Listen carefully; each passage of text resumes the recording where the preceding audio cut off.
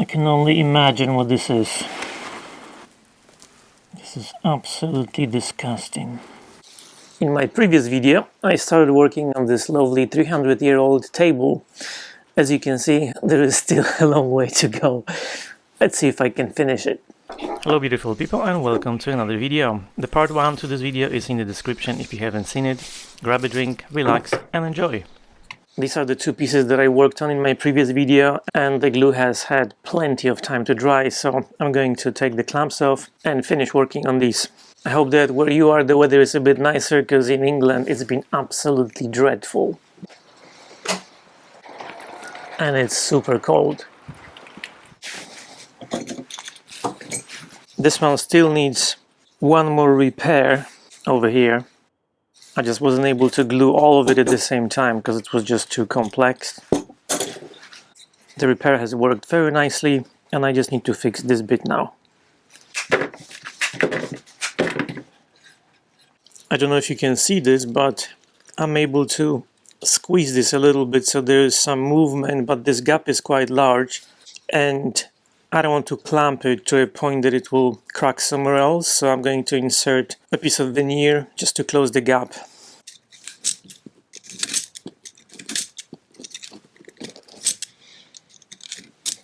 I'm going to cut a few strips of veneer.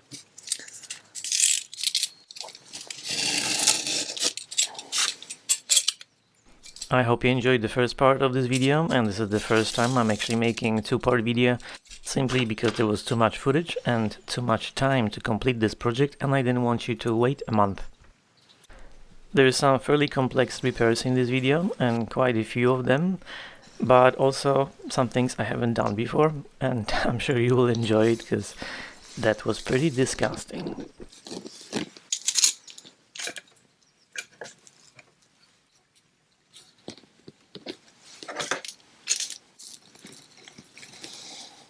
This is the last repair on this leg. So this is pretty much the way it was before. I don't need to do anything about the edges because it was just flat on this side. But I need to make this look a bit better and close the gap.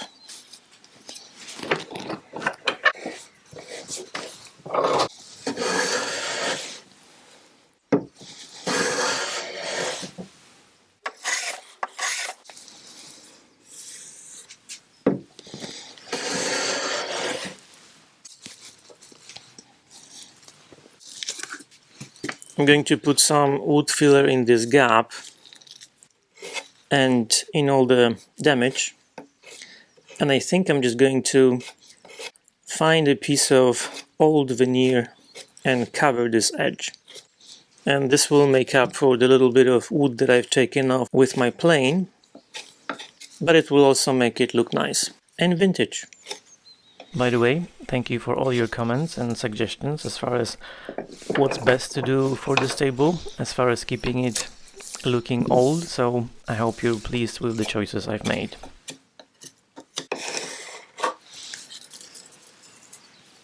Alright, now I need to do some serious work, and I need to remake this entire piece because it's completely rotten, and I did think about trying to save this, but there are just so many problems from pretty much any side you look at this, and it's just not savable. So I've got these two pieces that I glued in my previous video, and I'm going to try and make this out of this. The wood that I'm using, if you haven't seen my first video, and if you haven't, why? Go and watch it. Just kidding. But you probably should watch it before you see this one. It will make much more sense. So this comes from an old 1960s table, and it's just a perfect donor for the table that I'm working on. And this was just the oldest and the most appropriate piece of wood that I was able to find. So I've planed 3 surfaces, and I left one untouched, and this one is going to be the top because this is the one that will be the most visible. And now I just need to measure where I need to cut it.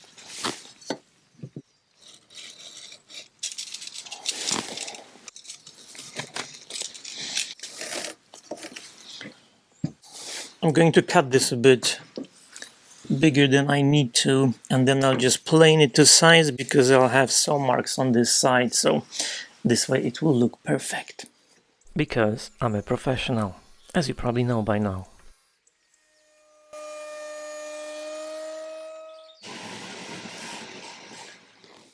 And because I've already told you what I'm doing, I don't know what to say now.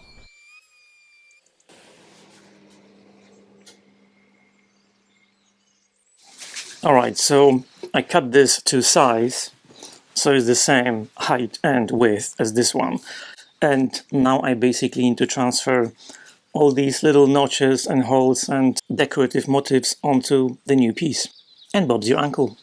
So I'm basically going to line these two up and use the top piece as a template. And hopefully it will work. It wasn't quite as fun as sounding, but I actually enjoyed it. It looks like this hole is in the center, or almost.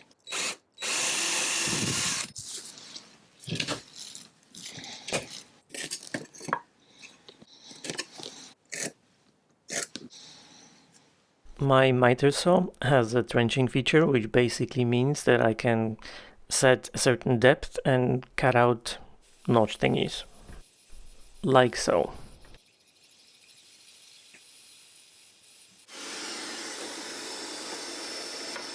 And now I need to do the same thing on both ends.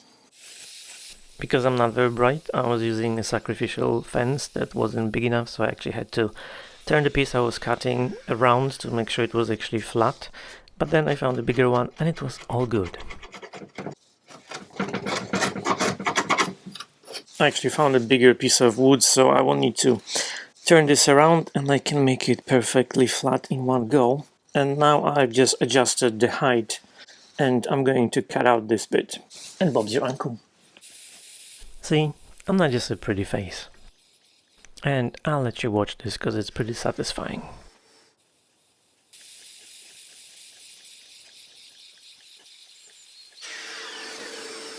Alright, so I've copied most of the bits that I need to copy. Now I just need to make this hole and repeat this decorative edge on both sides. And that's pretty much it. And now I just need to find a bit that will give me as close to this look as I can get. And I think this is it. Yeah, I actually decided to pull out a big boy and I made a test cut on a scrap piece just to make sure I wasn't going to ruin the actual piece I was going to do this on. This would actually be much easier to do on a routing table, but mine is somewhere else because I don't have enough space in my workshop and I just didn't feel like getting it out. And also, this way you can see that this can be done with the handheld router. You just need to be careful and take your time. Well, that wasn't stressful at all. And now I need to make this hole. So this is not a through hole, so I need to set the depth.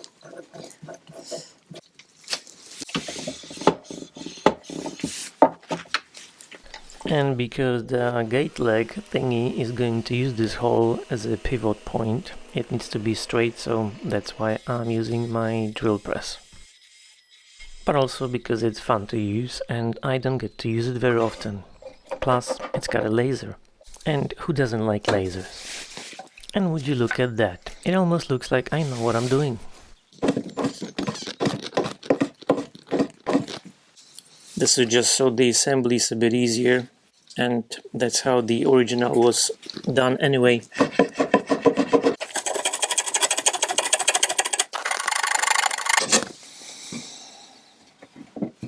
I'm also going to take off this edge because it's really sharp.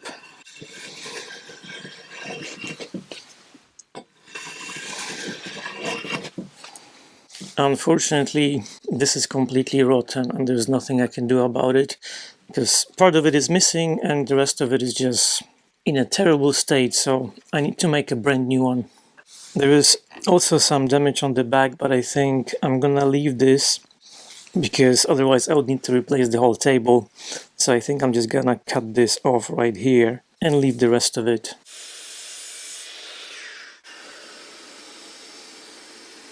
I'm happy to see that the wood underneath is actually in a pretty good condition, so I'm glad I didn't cut off more than this. So this is not a terribly complicated shape, though they do look a bit different.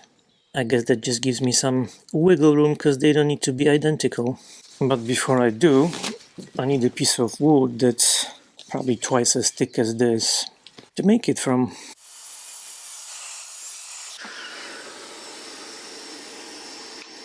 I cut this more or less to the size that I need, so I won't need to take too much material off.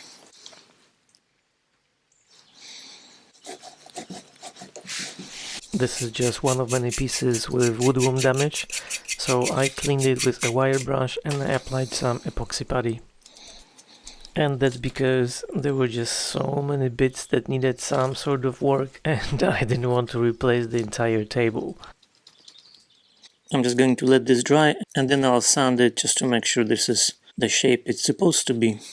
There was some weird crack here, so I'm just filling this in. This is the other piece, by the way, and this is some woodworm damage, so I'm just basically strengthening this piece. Good morning, beautiful people. So this piece that I glued yesterday, I left it overnight to dry because I wanted it to be plenty strong so I can turn it. I'm going to cut off the corners just so it's a bit easier on my lathe, just because this is a very crappy lathe from Lidl and it's not particularly powerful. No shade though, because I do use Parkside tools, but the lathe just isn't the most successful one. This is almost perfect size and I literally just need to round this up, and I don't even need to take that much material off to get the thickest bit of this. So maybe my lathe isn't the best one, but at least I've got sharp chisels, so I should be able to manage.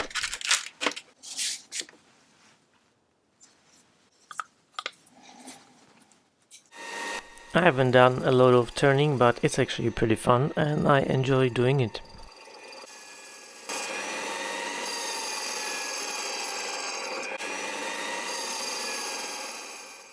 I took it slow, measured several times, and eventually I was able to recreate that little foot.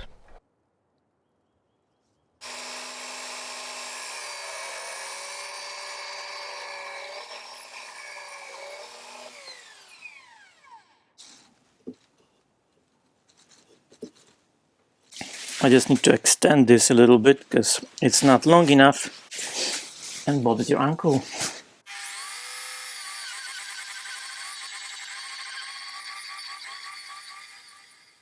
And when I was happy with the shape, I switched to a different chisel to cut it off.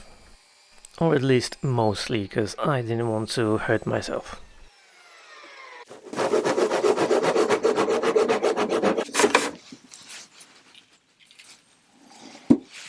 Alright, so I've managed to recreate this rotten piece, and the tricky bit now is to place this perfectly in the center. Alright, here's my plan. So I can't just glue this because it's end grain to end grain, so this is not going to be strong enough, so I need to put some sort of dowel through it and connect it this way.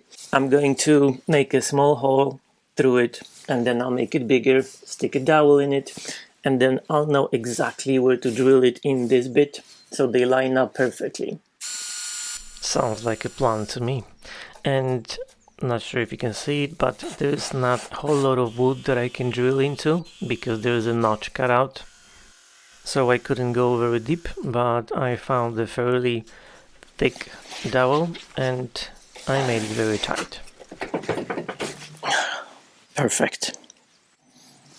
And now just a little bit of glue, tap tap tap with a mallet, and Bob's your uncle.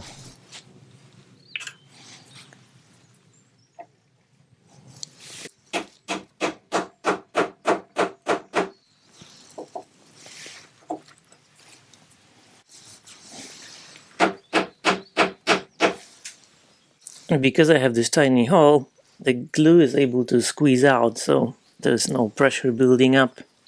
But here's what it looks like. That's pretty spot on.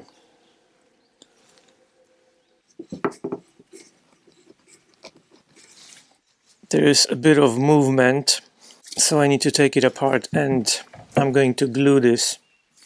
As you will see a bit later, there's a way to do it without using glue, and that's what I will do for the rest of the table. But because this is going to move a lot, I just wanted to make it as stiff as possible. And obviously I'll do exactly the same to the other gate leg thingy.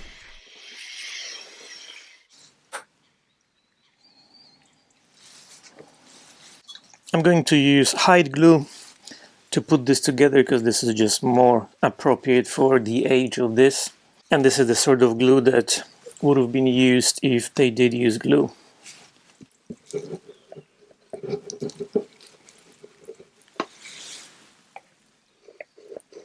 The good thing about this glue is that this is reversible, so if anyone ever needs to take this apart, they're not going to have a problem.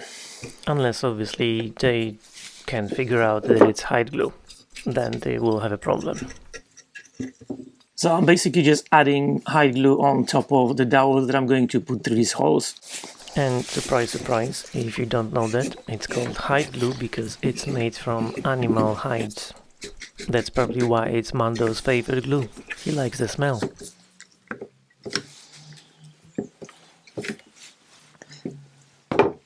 I'm going to do exactly the same thing to this other side, but I'm not gonna show it to you because you already know how I'm gonna do it.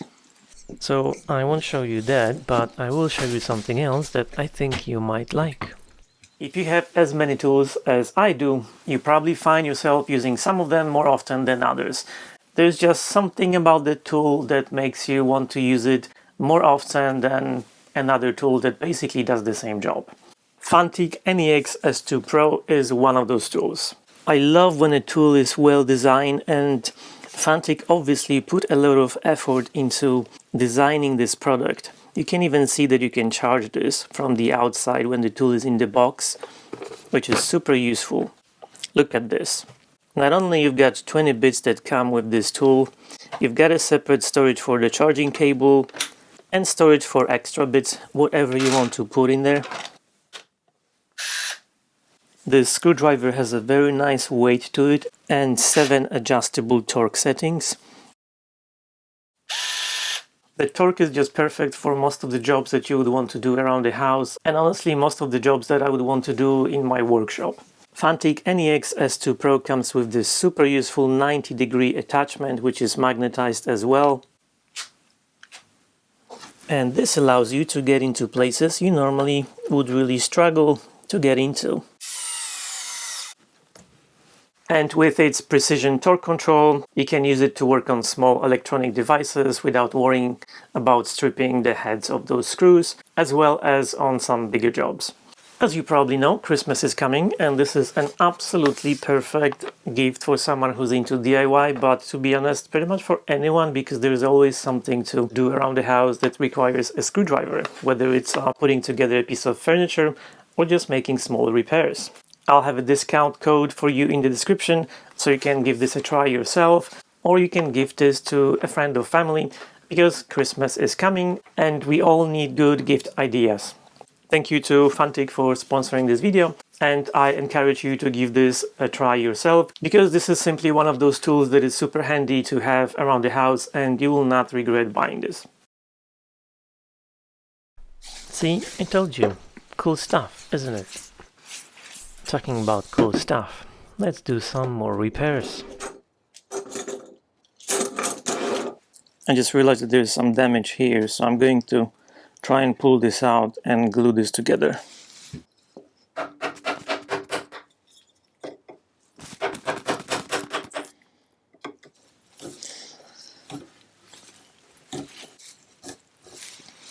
Alright, I've done most of the work on the legs and all the broken pieces, and now I can go back to working on the top.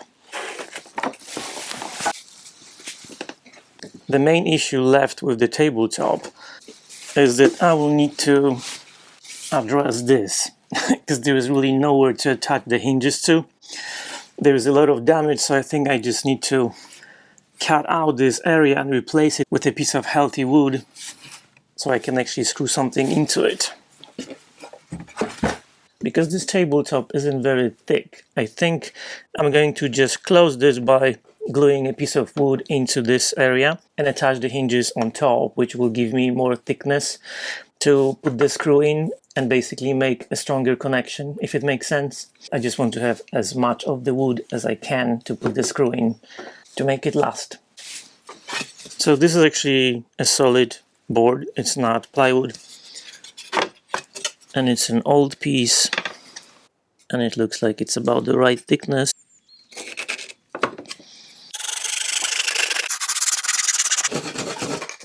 As I'm doing this voiceover now, I'm looking at this table and it just looks crazy. There's just so many different pieces. And yes, it would have been so much easier just to remake this whole thing, but that's not the point. And if you haven't seen the first video by now, there's one leaf that I had to make from scratch because it was simply missing, so I didn't have a chance to restore it. As far as this side goes, because I have this new piece of wood and I think I'm going to put the hinges over here, just so they line up. And I'm going to leave this just so whoever owns this table can see what this little table has been through. But this will need some work because this has been repaired so many times.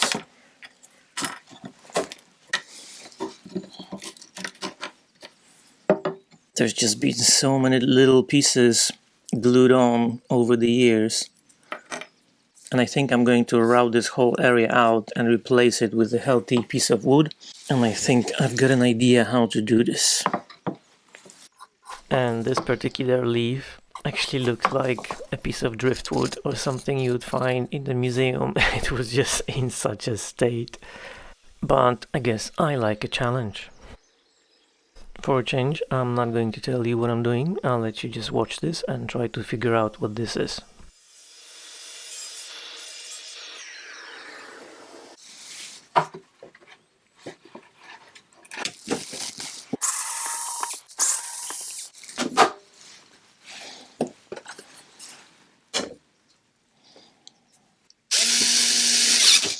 I'm going to use this so I've got much more surface area.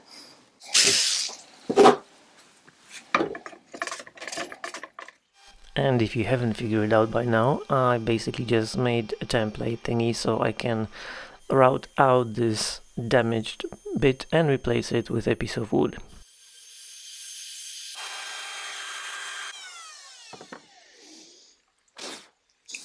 I think that worked pretty well. And the reason I did it is because obviously you can try to freehand it, but it's probably not gonna be very square.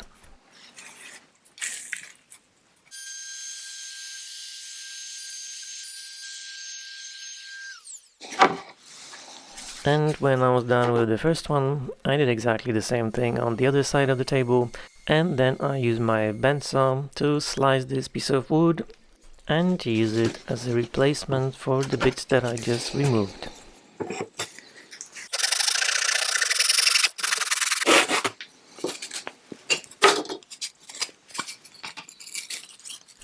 It does look a bit like a Frankenstein, but I will stain it later on and it will be fine.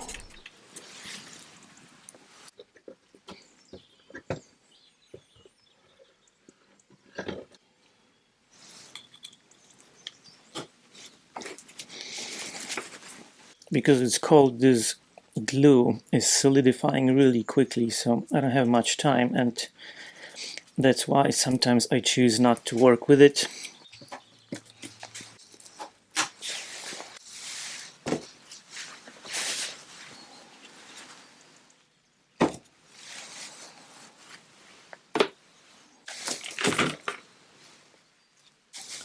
With 300 years of dirt, a little bit of dish soap definitely won't cut it. I'm going to use a mixture of high-strength hydrogen peroxide and a little bit of ammonia. And that will not only kill all the microbes and fungi and whatever else is on it, but it will also lift the dirt and make it squeaky clean. And because I'm using a coarse brush, it will also get rid of most of the flaking bits of stain and varnish.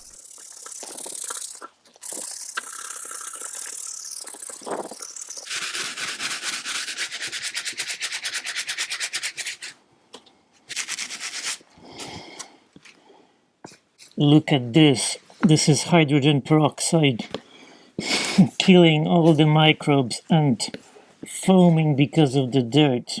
This is crazy and pretty gross, but I'm sure you like it. You're welcome. I must say, as disgusting as this is, it was pretty satisfying to watch this work.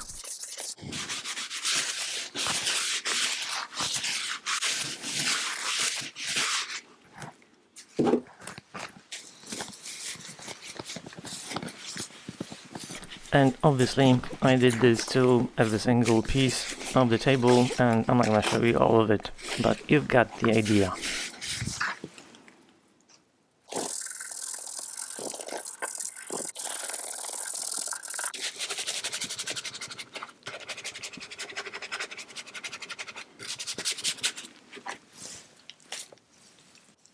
What the heck is this? I wonder if this is woodworm. It looks disgusting. These have had plenty of time to dry, and I think I'm ready to put this back together. Fingers crossed I can figure out how to do it. I'm trying to put it together just by looking at it, without looking at the pictures, and see if I can actually do it.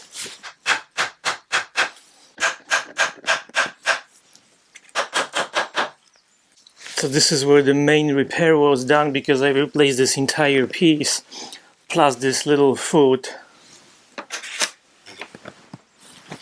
And it's nice and tight now. The cleaning process has removed most of the stain and varnish because it was old and flaky, but there's some bits left, so I'm just going to do a tiny bit of sanding just so it all looks nice and tidy.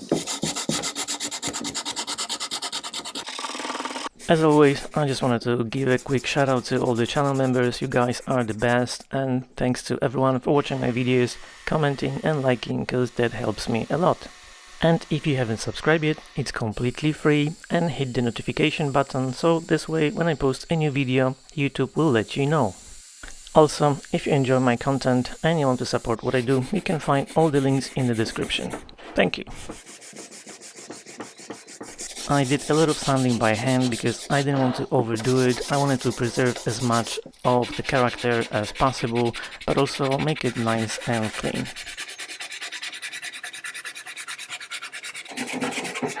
So I'm sanding this a little bit by hand, but obviously I don't want to make it look new. So I'm leaving lots of character and imperfections, but I'm just removing the old stain and varnish.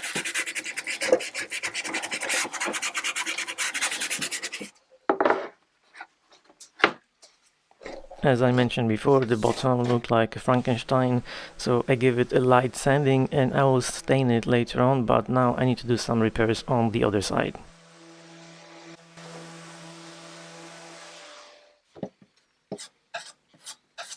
This was definitely one of the more challenging projects I've done, and lots of little things that I did to this table I didn't film because it would have been too much. Do let me know in the comments what you think about my choices and the way I restore this, and if you would have done anything differently. This lighter part of this piece, which isn't oak for whatever reason, is really badly damaged, and if this wasn't a YouTube video, I would have replaced it 100%. Hello beautiful people, this is the following day after I did all the repairs with wood filler, and on top of this I did lots of filling on the frame because, as you can imagine, there's just a bunch of woodworm damage and just little bits that I didn't want to replace, but I do want to make them look a bit nicer. So this is all dry now, and I'm going to sand the wood filler and I can start putting this whole thing together. Yay!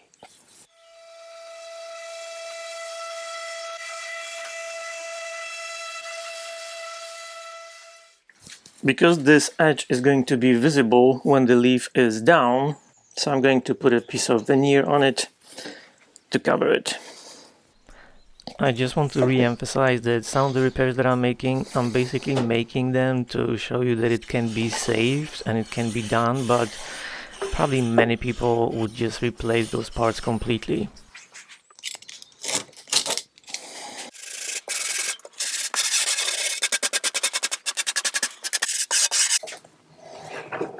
Because with some projects, when you start replacing bit by bit, it gets to a point that you wonder whether it's actually the same piece or is it just something brand new altogether.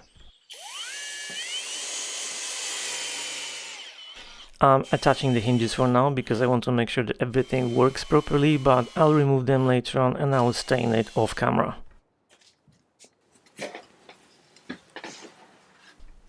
And happy to report everything worked perfectly, and now I can do some sanding on the frame because there was a lot of wood filler.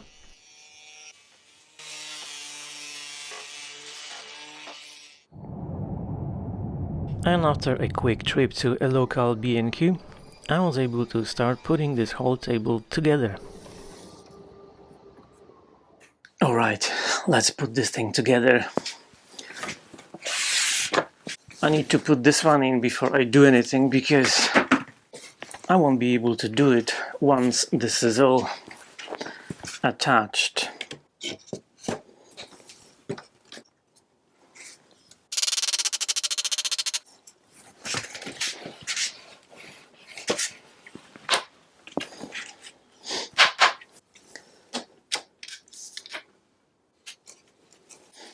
I've got a slightly bigger drill bit and a bigger dowel, and I'm going to clamp these together so it's really tight.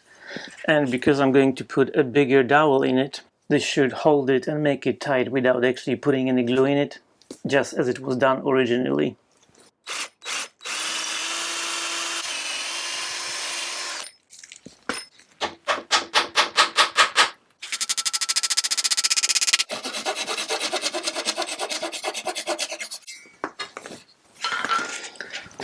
One done, only 30 or whatever left to do.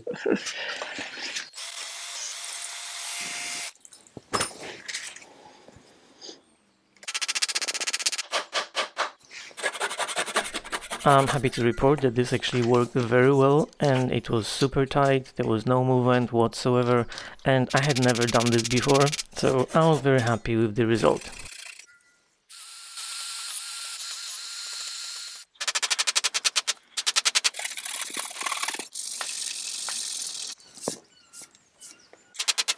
Even though it took some time because there were lots of dowels, I think this is actually easier than trying to glue this whole thing together because you can just clamp one part at a time and it's pretty straightforward. I guess those old-timers knew what they were doing.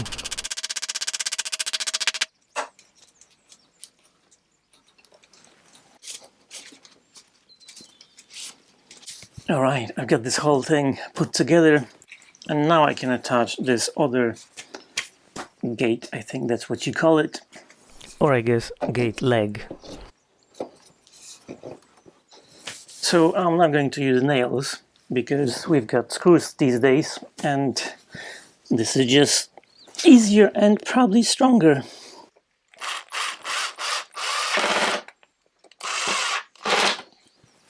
Man, this has been a journey.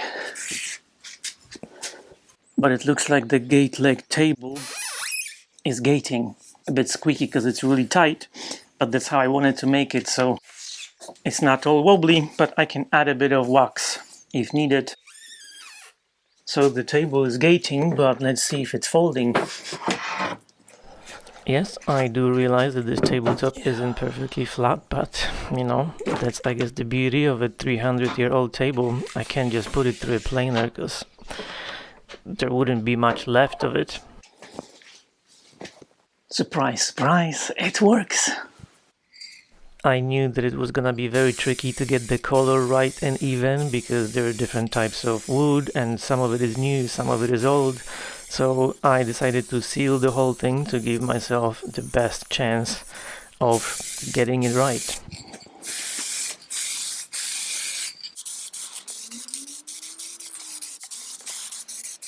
And after sealing the entire table, I gave it a light sanding before I started staining. I would say that this was the most difficult and the most stressful part of this whole project, because one of the boards in the tabletop was not oak and it had a lot of damage, and I just had a bad feeling about it.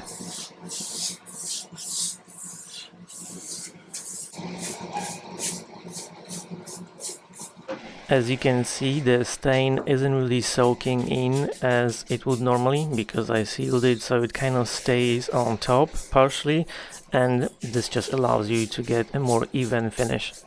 Because oak is very porous and one of the leaves is much newer than the rest of the table, so I'm going to sand the stain and some of it will remain in the grain, and once I stain it again, it will make it look older. At least that's the idea.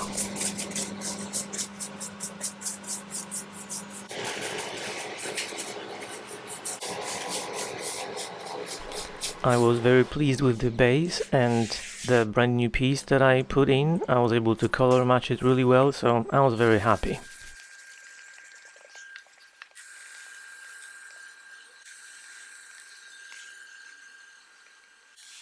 Unfortunately, after staining the tabletop the second time, there was some sort of burn mark that came out that I didn't even see before. I don't know what happened, but it looked terrible.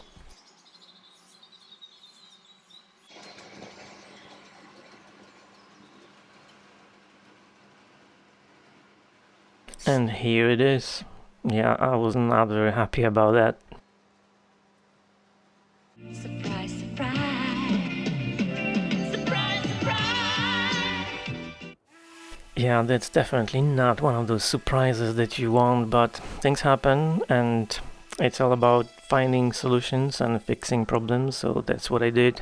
Unfortunately, it was just this middle bit, so I sanded the whole thing down and restained it, did some color correction and other things off camera because I just wasn't in the mood for filming, as you can imagine, but I managed to make it look good, and I will actually do some more work after I'm done with the lacquer and lacquer toner because, yeah, there's just some more work needed, but you get the idea.